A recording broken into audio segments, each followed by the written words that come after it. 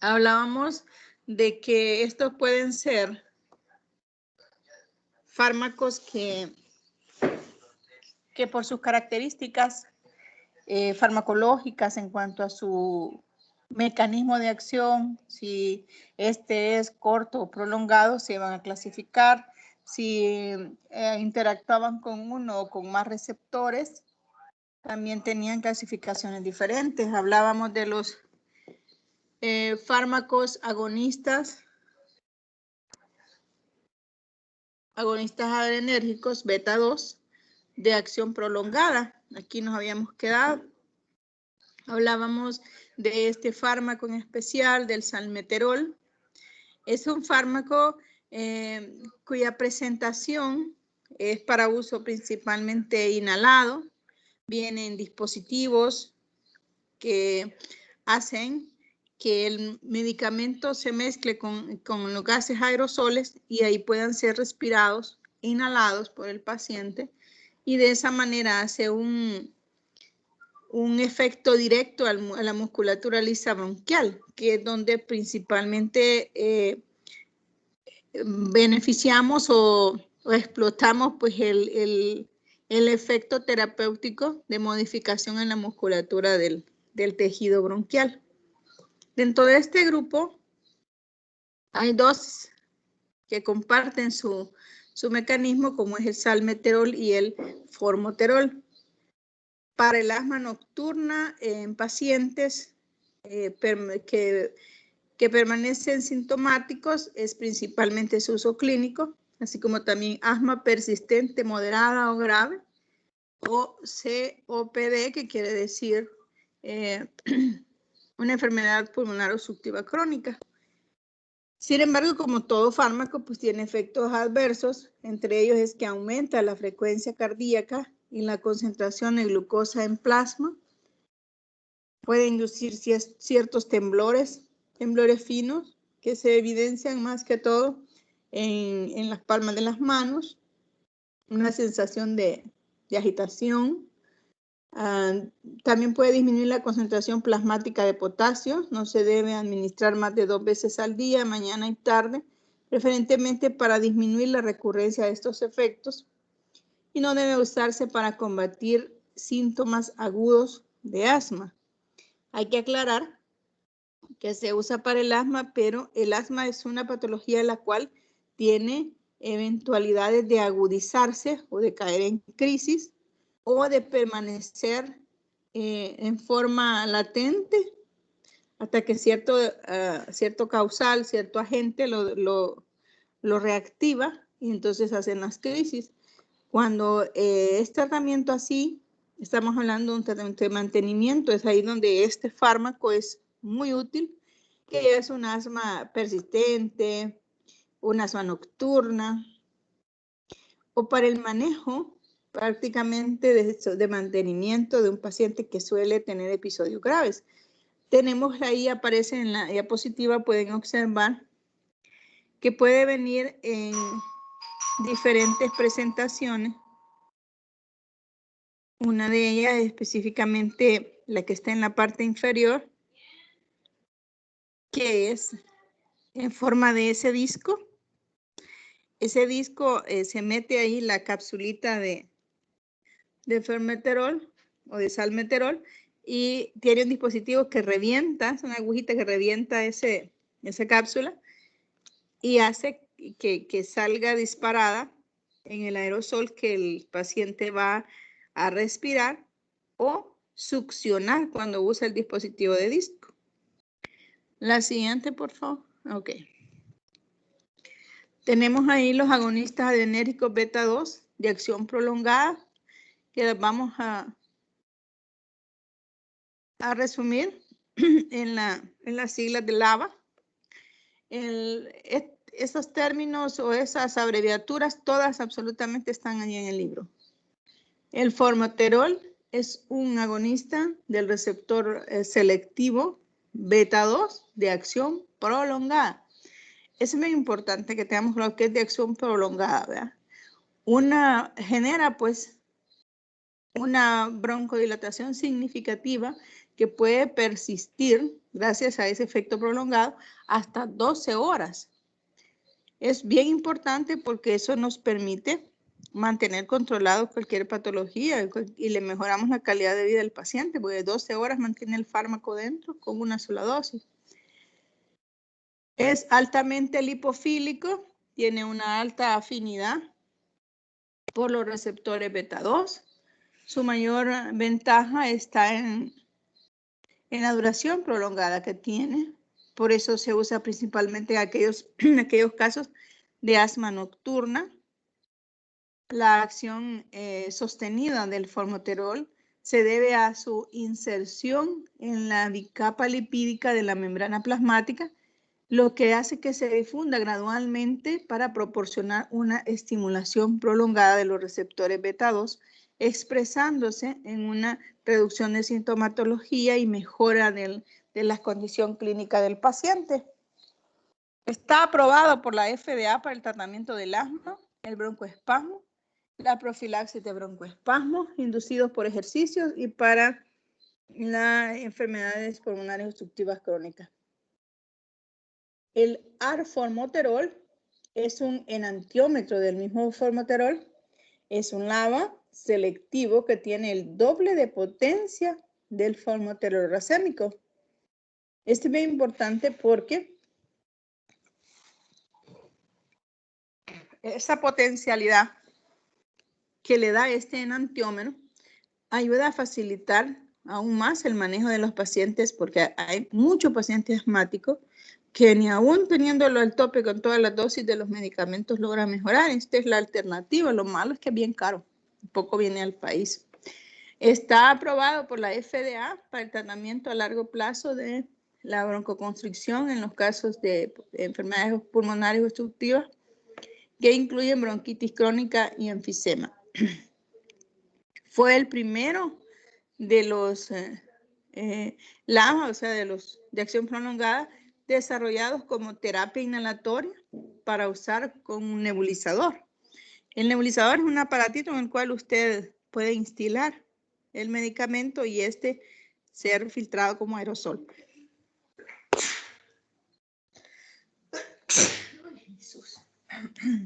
Bueno,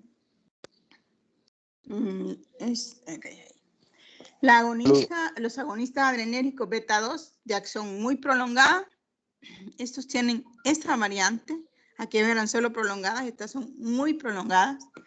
Dentro de estas tenemos 3 representantes, el indacaterol, el olodaterol y el bilaterol. Estos 3 fármacos son muy útiles para el manejo de muchas de estas patologías, principalmente bronquiales, que es donde más auge y desarrollo han tenido. Tenemos el indacaterol, el primero de este grupo. Se administra una vez al día, aprobados para los pacientes con enfermedades pulmonares obstructivas crónicas. Es un potente agonista beta 2 con una alta eficacia intrínseca, tiene un inicio de acción rápido, parece bien tolerado y es efectivo para las enfermedades pulmonares obstructivas con poca taquifilaxia en el uso continuo, y es eso lo que lo vuelve muy particular. Muchos de estos fármacos generan ese efecto de taquifilaxia, o sea, pueden incrementar muchos aspectos, entre uno de ellos es la taquicardia o incremento de la respiración, una sensación de angustia en el paciente. Este es de los que menos provoca eso. A diferencia del salmeterol, el indacaterol no antagoniza el efecto broncorelajante de los agonistas adrenérgicos beta 2 de acción corta. Es el que actúan pues prácticamente en el mismo receptor. El oladecaterol es también un agonista beta 2 de acción prolongada que se administra una vez al día y está aprobado también para el uso en aquellas enfermedades pulmonares obstructivas crónicas. Llámese asma, llámese enfisema, llámese bronquitis crónica descompensada, etc. Tenemos también el bilanterol, que está aprobado para el uso en estas mismas patologías, pero en combinación con la fluticasona. Si te han venido fijando, he estado mencionando la asociación con fluticasona de varios fármacos. Eso es importante porque el paciente asmático tiene que manejarse con esteroides, pero no con todos se puede combinar. Este es el caso del bilanterol, que sí puede ser combinado con un esteroide potente de acción prolongada también, como es la fluticasona.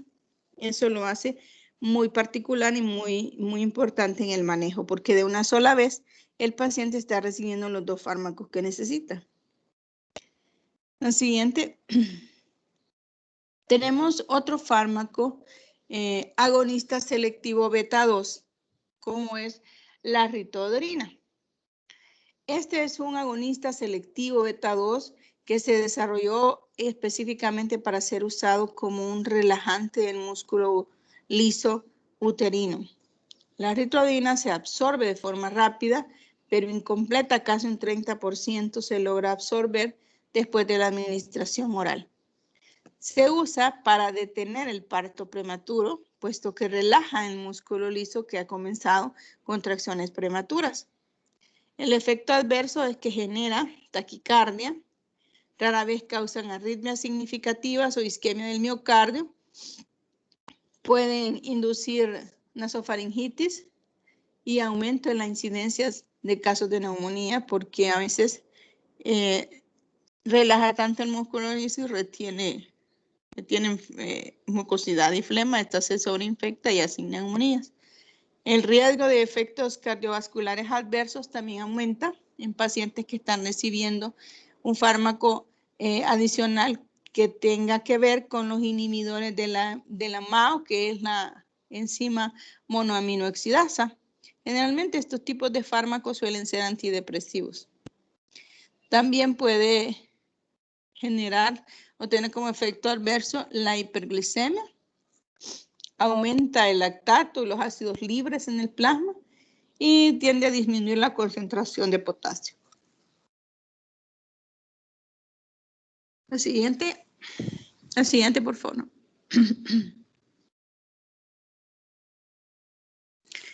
Están los agonistas de los receptores adrenérgicos beta 3. La existencia del subtipo de receptor beta 3 adrenérgico se propuso por primera vez ya por la década de 1970, pero se confirmó el receptor hasta ya por 1989. Este receptor beta 3 se acopla a la ruta del G5 y el AM precíclico y tiene una afinidad mucho más fuerte por la norepinefrina y la epinefrina. Los humanos, pues en ello, pues en nosotros el receptor B3 o beta 3 se expresa en el tejido adiposo, en la vesícula biliar, en el ileum y en menor medida en el tejido adiposo blanco y en el músculo detrusor de la vejiga. Hasta la fecha, el principal objetivo de la terapéutica de fármacos que modifiquen este receptor se ha dejado para el uso de aquellos casos de incontinencia urinaria. Dentro de esto, la siguiente podemos mencionar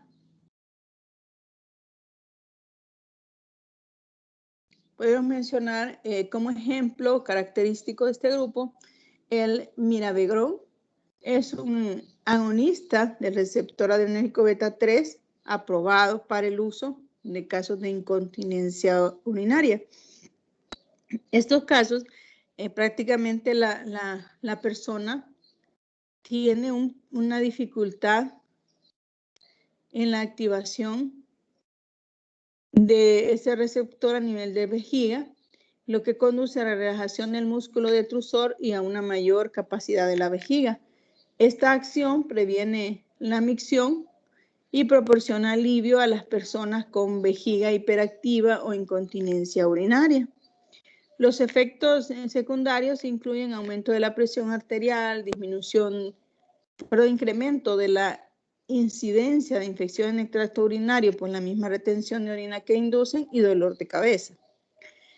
Es también un inhibidor moderado de la enzima citocromo P2D6, por lo que debe tenerse en precaución cuando se prescriben otros medicamentos metabolizados pues, en esta misma enzima, específicamente aquellos tipos de digoxina, que es un fármaco que se usa para los pacientes con problemas cardíacos, metoprolol y decimipramina, la decimipramina como un antidepresivo y el metoprolol para problemas de presión arterial.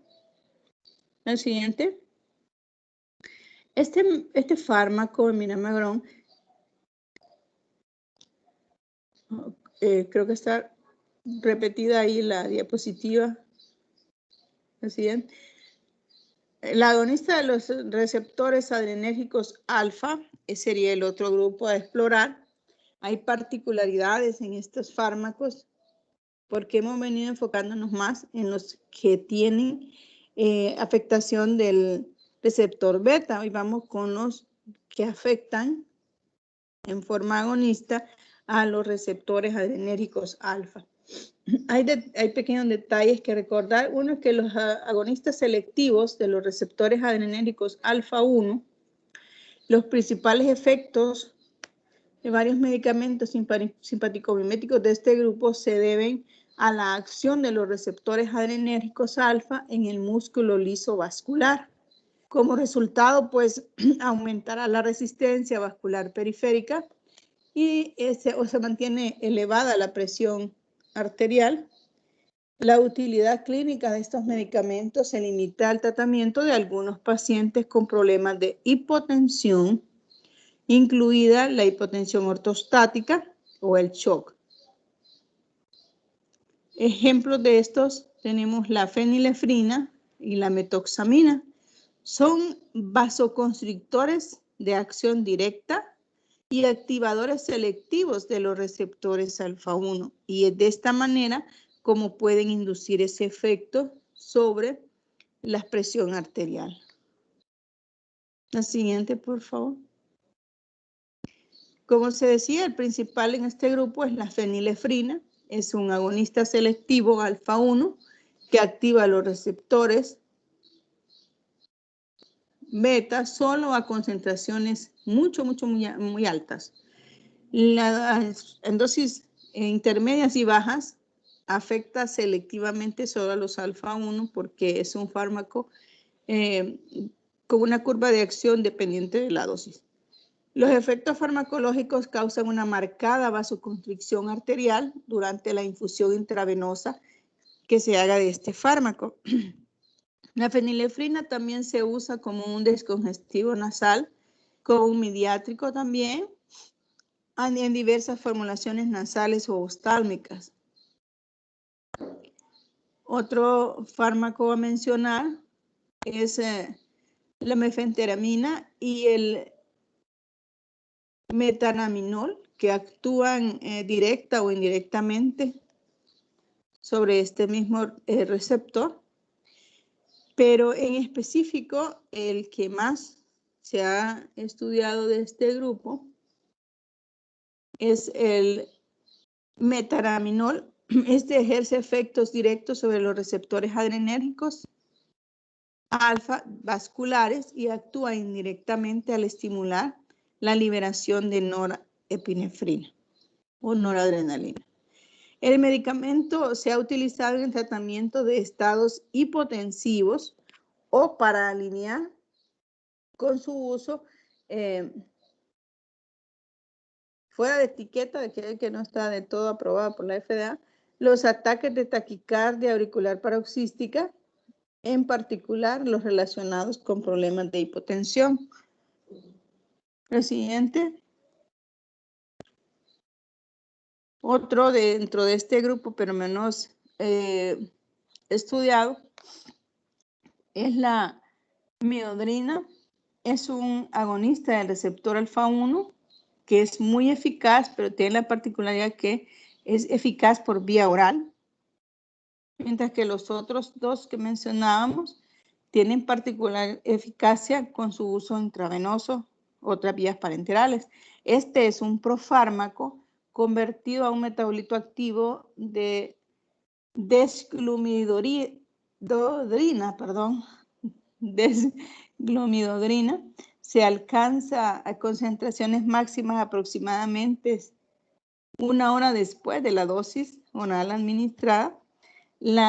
La vida media o el tiempo medio de vida es de 3 horas. Su duración de acción puede prolongarse según el metabolismo de la persona entre 4 y 6 horas. Los aumentos de presión sanguínea inducidos por la amiodarina están asociados con la contracción del músculo liso, tanto arterial como venoso, lo que lo hace tan útil al fármaco. También es útil en el tratamiento de pacientes con insuficiencia autónoma e hipotensión postural.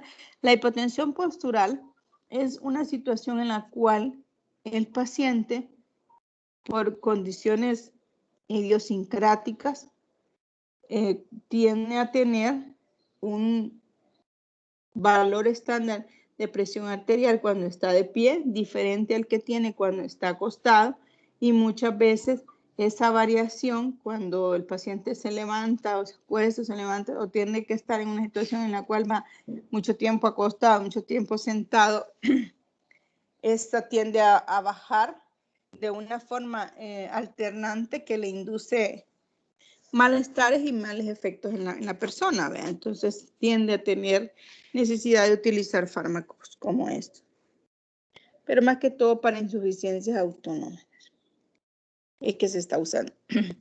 La siguiente. Hoy vamos a hablar de aquellos que actúan sobre los receptores adrenérgicos, principalmente alfa-2. Se usan principalmente para el tratamiento de hipertensión sistémica.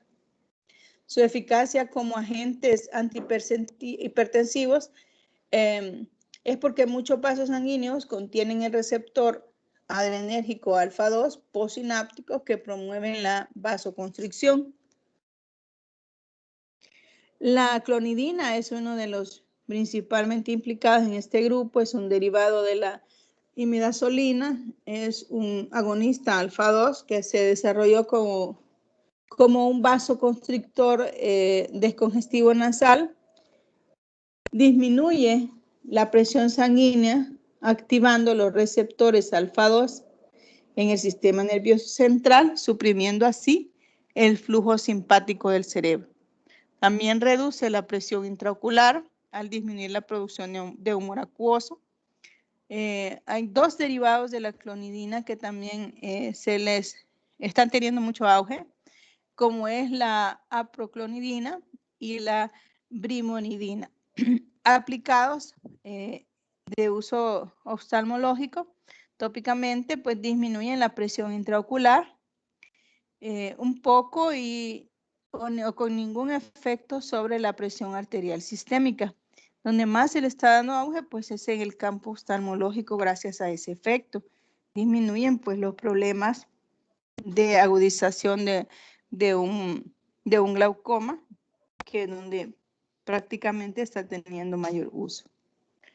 La siguiente, en todo este grupo que bloquean los receptores alfa-2, si bien son menos usados, pero es pertinente, la literatura pide que se revise. Tenemos 3 más, como es la aproclonidina, profundiza un poco sobre la brimodina y la guanfacina. Decirles que la aproclonidina es un agonista del receptor alfa-2 relativamente selectivo que se usa por vía tópica para reducir la presión intraocular con mínimos efectos sistémicos. Este agente no cruza la barrera hematoencefálica, por lo que la hace más útil que la clonidina para la terapia oftalmológica. Es útil como terapia adyuvante en los casos de glaucoma, profilaxis después de una cirugía de ojo en la cual ha habido trabeculoplastía o iridotomía con láser, que es donde más se está utilizando actualmente. La brimodina, pues es un derivado también de la clonidina. Es un agonista selectivo alfa-2 que se administra en los ojos para reducir la presión intraocular en pacientes con hipertensión ocular, glaucoma de ángulo abierto principalmente. Puede cruzar la barrera hematoencefálica y producir hipotensión y sedación, aunque esos efectos sobre el sistema nervioso central son leves en comparación con los que puede dar la clonidina, que tiene mayor viabilidad de traspasar la barrera. Y el otro, que es la guanfacina, es también un agonista de receptores alfa-2 más selectivo que la clonidina. Para dichos receptores, reduce la presión arterial mediante la activación de los receptores del tallo cerebral con la consiguiente supresión de la actividad simpática. Un preparado de liberación sostenida que ha sido aprobado por la FDA para el tratamiento de los pacientes con síndrome de secreción inadecuada de hormona antidiurética en niños incluso desde los 6 hacia los 17 años. Es donde recientemente tiene mejor uso. La siguiente. También tenemos agonistas alfa-2 de acción central. Principalmente vamos a encontrar estos 4 fármacos: el guanabens, la metildopa, la tizanidina, la moxonidina. Quizás de estos 3 el principal es la metildopa. El guanabens es un agonista alfa-2 de acción central que disminuye la presión arterial mediante un mecanismo similar al de la clonidina y la guanfacina. Tiene una vida media de 4 a 6 horas. Es ampliamente metabolizado en el hígado y como efecto adversos mínimos tiene sensación de boca seca y cierta sedación en el paciente. La metildopa sí es bastante frecuente que lo vayan a mencionar y utilizado en nuestro país. Es llamado también alfa-metil 3,4-dihidroxifenilantolina. Es un agente antihipertensivo de acción central que se metaboliza en alfa-metilnoepinefrina en el cerebro. Y se cree que este compuesto activa los receptores centrales alfa-2, disminuyendo la presión de manera similar a la clonidina como un efecto central. La tizanidina, pese a que su indicación principal es como un agente relajante muscular, es usado para el tratamiento de la espasticidad asociada con trastornos cerebrales y espinales. También es un agonista alfa-2 con algunas propiedades similares a la clonidina. La moxonidina, pues es un agonista del receptor alfa-2, es mixto, es un agonista del receptor 11 de imidazol también, actúa para reducir la salida simpática del sistema nervioso central y por lo tanto reduce la presión arterial actuando a ese nivel. También tiene la actividad de tipo analgésica, interactúa sinérgicamente con agonistas opioides y se usa para el tratamiento de dolor neuropático. ¿La siguiente? Tenemos otros fármacos cuya acción es agonista basada en sus efectos simpático-miméticos diversos, solo que no suelen estar englobados, aunque comparten muchos de los efectos de los fármacos anteriormente mencionados, pero hay pequeñas particularidades en ellos que lo hacen separarlos o dejarlos en el grupo aislado. Tenemos ahí las famosas anfetaminas, beta-fenil isopropanolamina de tipo racémica, es el otro nombre que recibe. Tiene poderosos efectos y acciones estimulantes a nivel del sistema nervioso central, además de acciones periféricas alfa y beta comunes a los fármacos simpático-miméticos de acción indirecta. Pero esa particularidad de acciones estimulantes la lleva al fármaco a estar dentro de los grupos de drogas ilícitas muchas veces o que las usan para condiciones de drogadependencia. Vemos que a diferencia de la epinefrina, esta anfetamina es eficaz después de la administración oral y sus efectos pueden durar varias horas. Tenemos las metanfetaminas, guarda una relación química cercana con la anfetamina y la efedrina. El fármaco actúa centralmente para liberar la dopamina y otras aminas biogénicas e inhibir a nivel neuronal. Así también esas dos enzimas, la EMAO y la EMAD, que es así como puede generar ese tipo de efectos que tiene. Tenemos el metilfenidato, que también lo van a escuchar mencionar en otro tipo de clasificaciones de fármaco por la variabilidad de sus efectos. Es un estimulante leve del sistema nervioso central con efectos más importantes en actividades mentales que en las motoras.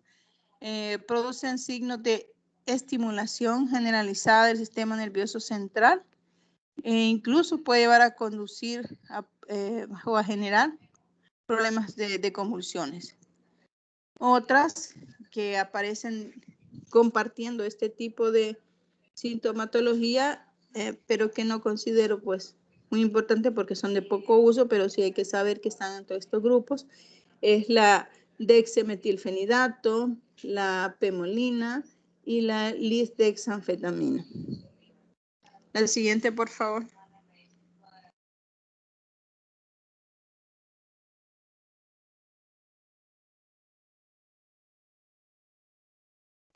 Bien, eso es. La siguiente. Tenemos que hablar hoy de los efectos contrarios, antagónicos. Estamos hablando de antagonistas, ya no de agonistas. Estos antagonistas son fármacos que inducen efectos antagonistas de los receptores adrenérgicos. Son medicamentos que inhiben la interacción de la norepinefrina, la epinefrina y otros fármacos simpático-miméticos con los receptores alfa y beta. La mayoría de estos agentes pues son antagonistas competitivos. Una excepción importante lo representa la fenoxibenzamina y un antagonista irreversible que se une pues de forma covalente a los receptores alfa. El siguiente. Así como hay una clasificación para los agonistas, la siguiente también tenemos una clasificación para los antagonistas. Estos antagonistas, este cuadro está ahí en su libro texto, ahí lo pueden encontrar. Este esquema prácticamente hace mención de la clasificación de estos fármacos en antagonistas del receptor alfa y antagonistas del receptor beta. Ahí pueden ver que pueden ser selectivos, otros tienen una selectividad predominante por alfa 1 y alfa 2 y otros que dentro de los agonistas de receptores beta puede catalogarlos como no selectivos o puede catalogarlos como selectivos o de primera, segunda, tercera y diferente generación. Esa generación va en base principalmente a las características farmacológicas que tiene y al periodo en que ha sido descubierto. Si nos centramos en los antagonistas de los receptores alfa, tenemos los no selectivos, o sea, capaces de bloquearnos tanto alfa 1 como alfa 2, donde sobresalen las fenoxibenzaminas y la fentolamina. Y aquellos con selectividad para alfa 1 está prazosina, terazosina, doxazosina, alfusosina, tansulosina, indoramina, el urapidilo y el bonazosina. Si bien es cierto, en nuestros países los principales de este grupo a utilizar es la prazosina y la toxazosina. Tenemos el otro de selectividad sobre alfa 2, ahí principalmente representado por la yombina, que de hecho es un fármaco que hoy por hoy pues está en desuso porque es altamente tóxico, o sea, los efectos adversos son muy aparatosos y ponen mucho en riesgo la vida del paciente. Por lo tanto, ya casi no se usa, no sé, para ciertas pruebas farmacológicas. Tenemos los antagonistas del receptor beta 2. Vamos a ver primero que pueden actuar en forma selectiva de primera generación, el nadolol, el pembutolol, el pindolol, el propanolol, timolol, sotalol, levobumbolol, metilprandolol. Dentro de estos, los que más se utilizan en nuestro país está el nadolol, el propanolol en la cabeza y el timolol. Tenemos dentro de los que sí son selectivos o de segunda generación, selectivos para actuar sobre los beta 2, el acebutolol, el atenolol, que de hecho es el que más se utiliza, el bisoprolol, el esmolol y el metoprolol. Quizás en primer lugar el atenolol es el que más utilizamos en el país y el segundo pues podría ser dentro de este grupo el metoprolol. Claro que estoy hablando a nivel de lo que sería el manejo médico público, ¿verdad? O sea, el Ministerio de Salud, Seguro Social, pero a nivel privado casi hay de todos. Tenemos los no selectivos de tercera generación. Aquí tenemos el carvedilol, el carvedilol, el bucindolol y el abetalol.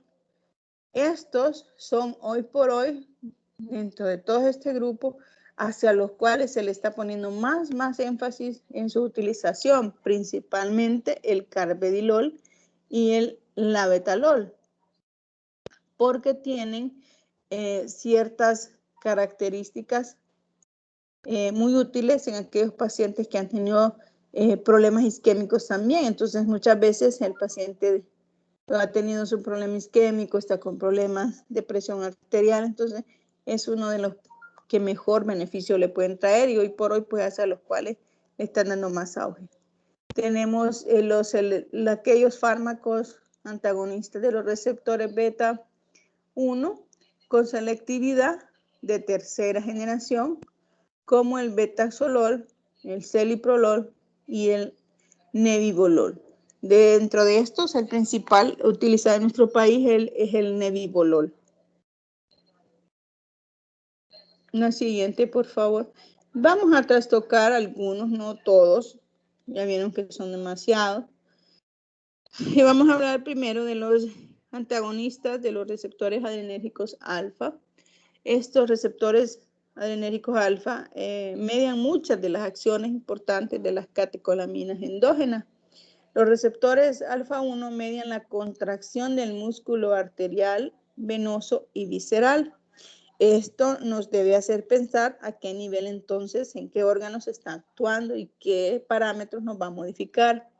Los receptores alfa 2 participan pues para suprimir los estímulos simpáticos de salida, aumentar el tono vagal, facilitan pues la agregación plaquetaria, inhiben la liberación de norepinefrina o noradrenalina, la acetilcolina en las terminaciones nerviosas, en la regulación de los efectos metabólicos, principalmente supresión de la secreción de insulina e inhibición de lipólisis. Los alfa 2 también median la contracción de algunas arterias y venas, pero principalmente pues está mediado por los alfa 1. Los efectos clínicos más importantes que podemos obtener con fármacos que antagonicen pues estos efectos o estos receptores son aquellos que están en el sistema nervioso cardiovascular. La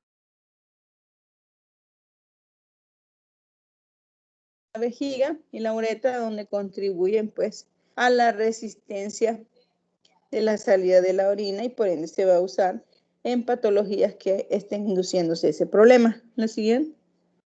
Tenemos que habíamos dicho que uno de los más usados pues es la prazosina en todo este primer grupo. La prazosina es el prototipo de los antagonistas con selectividad para los alfa-1. La afinidad de la prazosina por los receptores adrenérgicos alfa-1 es aproximadamente unas 1000 veces mayor que la que tienen los receptores alfa-2. Los receptores farmacológicos, los efectos farmacológicos, es la disminución de la resistencia vascular periférica y el retorno venoso al corazón. Al igual que la doxosina, la alfa-susocina, la tansulosina, la silodosina. Sin embargo, este fármaco hay que tener muy en cuenta que es muy utilizado para regular los efectos de la presión y también para aquellos pacientes con problemas prostáticos tienden a tener muy buena efectividad para manejar la resistencia vascular periférica y el retorno venoso en el tejido prostático, entonces hace que tengan mejora clínica los pacientes. El problema es cuando se combinan con otros antihipertensivos que pueden inducirle una hipotensión postural y el paciente pues desmayarse por el uso del fármaco. El siguiente.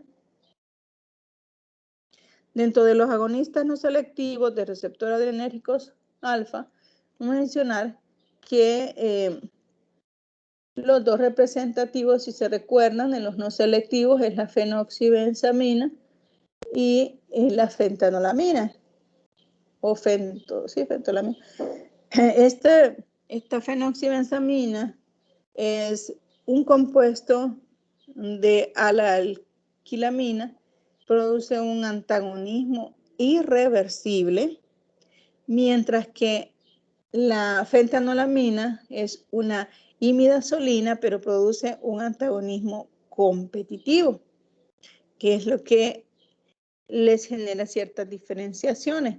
La fenoxibenzamina y la fentanolamina causan una disminución progresiva de la resistencia vascular periférica debido a un antagonismo de los receptores alfa en la musculatura, en la vasculatura, y a nivel de lo que sería el corazón o el gasto cardíaco también tienden a generar efectos que se debe en parte pues a la estimulación simpática refleja que hacen estos fármacos. Puede causar por lo tanto una hipotensión postural y taquicardia. Los usos terapéuticos, o sea, en qué situaciones médicas se utilizaría o indicaciones médicas, se usa pues para el tratamiento del feocromocitoma, tumores en la médula suprarrenal, neuronas simpáticas que secretan enormes cantidades de catecolaminas en la circulación que constantemente están siendo liberadas y alterando pues la frecuencia cardíaca y el gasto cardíaco, por tanto. Entonces, es en los cuales está principalmente indicado estos dos fármacos. La que más se usa, pues sigue siendo la fenoxibenzamina. La siguiente. Hay otro tipo de antagonistas, digamos, adicionales de los receptores adrenérgicos alfa, dentro de los cuales predominan 5 fármacos. El primero son los alcaloides del ergot. Estos son agentes que actúan como agonistas o antagonistas parciales de los receptores alfa sobre los receptores de dopamina y sobre los receptores de serotonina. Tenemos la indoramina, que es un antagonista selectivo y competitivo de los receptores selectivos con alfa-1, que también antagonizan los receptores H1 y 5-hidroxitriptamina, reduce la presión arterial, generando una taquicardia mínima. Se usa para el tratamiento de la hipertensión, para aquellos casos de hipertrofia prostática benigna y en la profilaxis de migraña. Disminuye la incidencia de los ataques de fenómeno de Raynaud, que es una vasoconstricción selectiva que puede darse de los microvasos o vasos sanguíneos de partes distales, principalmente de los dedos de las manos, los pies. Ante la exposición muchas veces a cambios de temperatura suele dar este fenómeno de Raynaud. Creí que había puesto una foto de cómo se ve, pero si no, sería bueno que buscaran en la internet cómo se ve el fenómeno de Raynaud. Tiende como a formar una coloración cianótica o azulada en las partes distales de los pulpejos de los dedos principalmente. Tiende a generar, como todo fármaco, efectos adversos que incluyen sedación, boca seca y algunas alteraciones en la eyaculación.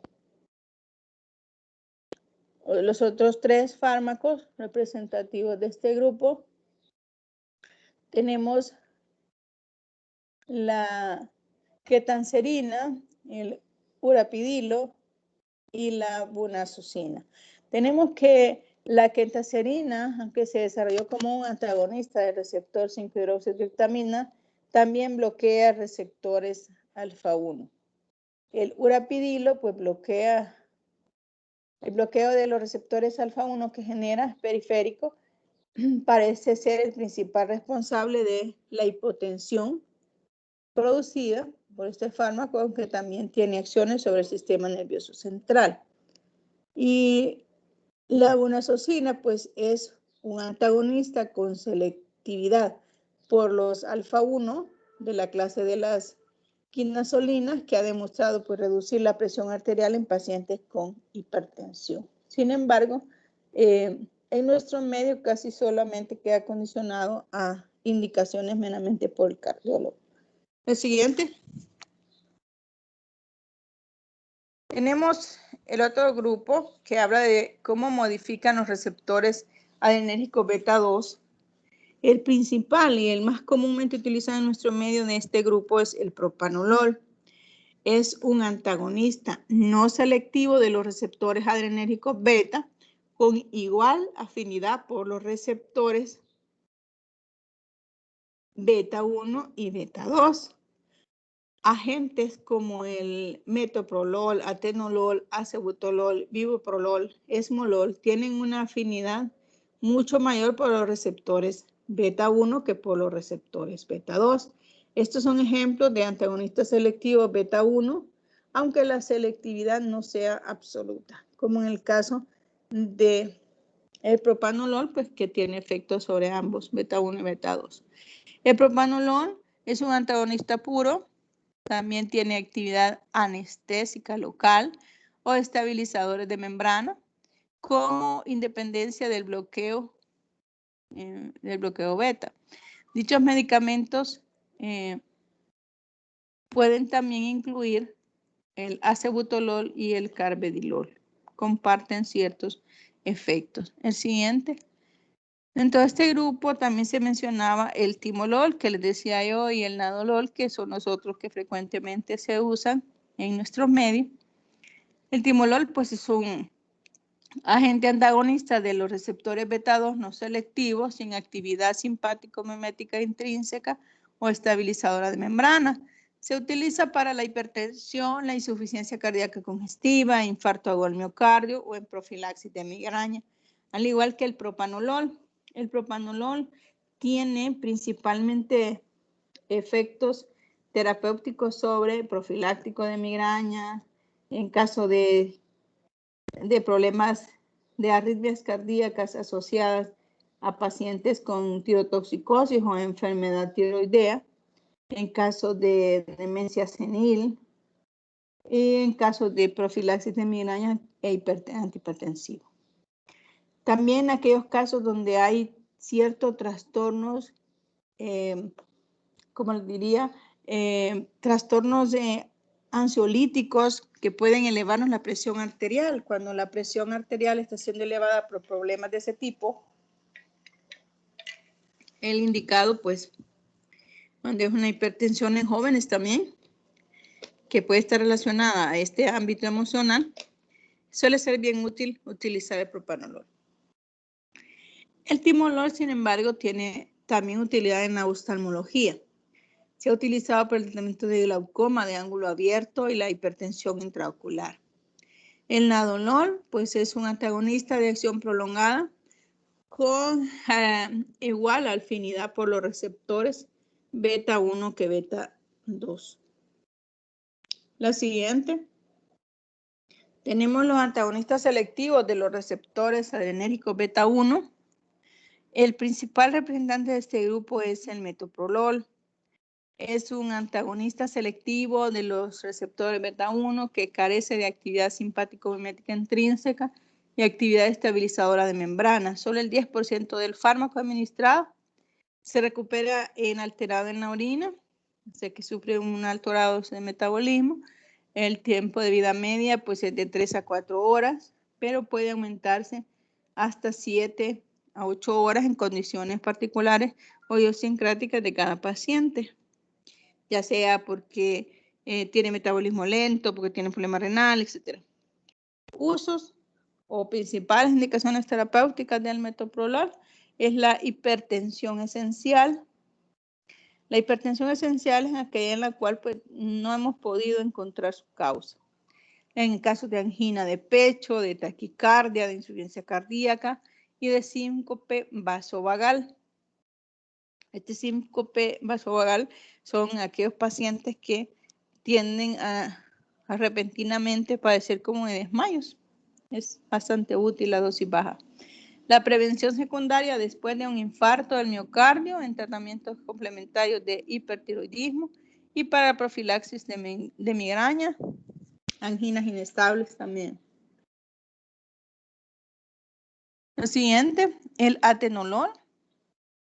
El atenolol es un fármaco, quizás después del propanolol, el más utilizado es el atenolol. En los medicamentos o en los cuadros de medicamentos del Ministerio de Salud siempre lo van a encontrar como antihipertensivo el atenolol. Es un antagonista que muestra pues selectividad por los beta 1, desprovisto de actividad intrínseca simpático-mimética y de actividad estabilizadora de membrana. Es muy hidrofílico, parece penetrar el sistema nervioso central solo de forma limitada. Está disponible en tabletas orales de 25, 50, 100 miligramos. Y la dosis inicial es de 50 miligramos al día. Se absorbe de manera incompleta, casi un 50%, y se excreta sin cambios en la orina. Tiene una vida media de eliminación de 5 a 8 horas. Los usos terapéuticos son principalmente hipertensión, enfermedad coronaria, arritmias, angina de pecho, para tratar o reducir el riesgo de complicaciones cardíacas luego de un infarto del miocardio o enfermedad de Graves. La enfermedad de Graves es un trastorno o una enfermedad asociada a un problema tiroideo que tiende a desencadenar los problemas cardíacos, principalmente arritmias y taquicardias. Causa menos efectos secundarios en el sistema nervioso central que la mayoría de los beta bloqueadores, como son las depresiones y las pesadillas que suelen inducir estos fármacos, y hay pocas reacciones broncoespásmicas.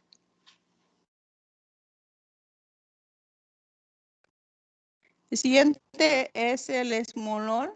El esmolol también es el tercero en mayor frecuencia de utilidad en el país.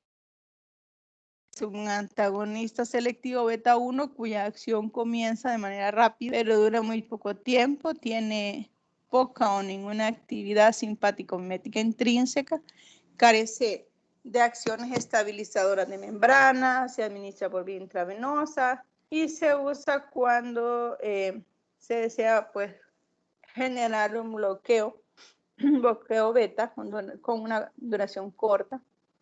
Los efectos adversos básicamente están la bradicardia, la insuficiencia cardíaca, hipotensión que puede requerir una retirada rápida del fármaco. Es utilizado también como un fármaco tipo antiarrítmico clase 2 que posteriormente se explorarán en un tema por aparte.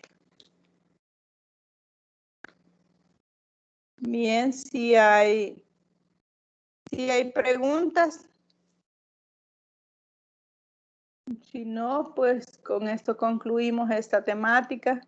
Sé que se siente bastante fuerte, bastante pesada, pero estos temas es así por la variabilidad de los efectos que inducen en todo el sistema cardiovascular y musculatura lisa.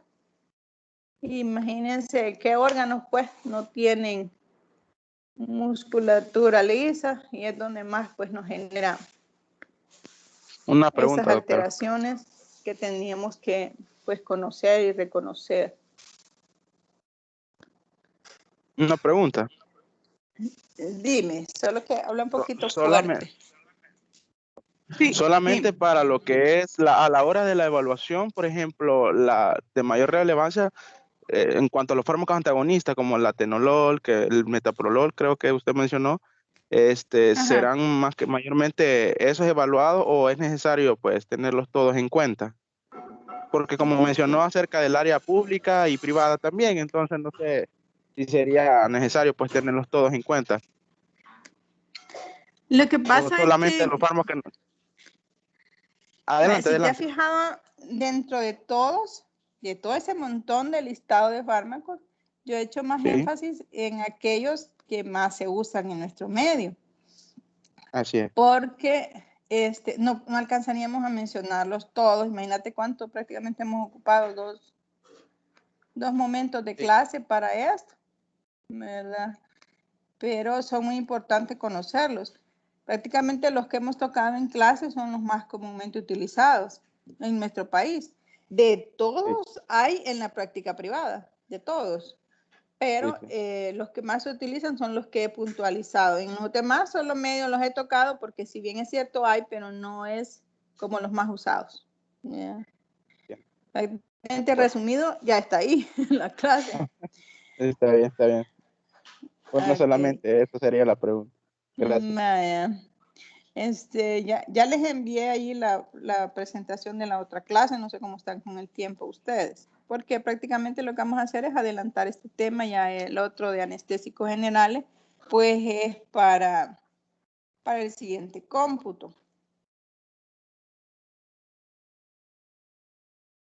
Así es que vamos a esperar que la proyecten.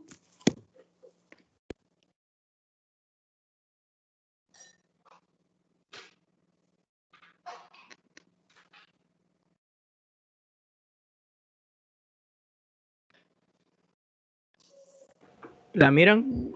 Sí, yo creo que se ve muy bien, no sé los Sí, compañeros que dirán. sí, se ve, sí, se ve. Ok. Este tema es muy interesante por muchos aspectos. Fíjense que hablar de anestésicos generales, si bien es cierto, pues hemos oído decir anestesia, anestésicos, y también adormecimiento, ¿verdad? Sin embargo, el proceso anestésico es sumamente importante. De hecho, hay una